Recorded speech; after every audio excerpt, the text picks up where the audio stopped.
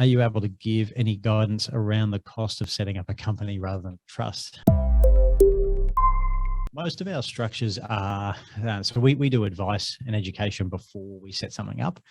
Now that session costs $750 plus GST for us to do that. And then depending on what you need, because some like situations are sometimes completely different, but most structures are around about $2.5 grand for us to implement for you. And again, we do that in the context of making sure it's right for your family.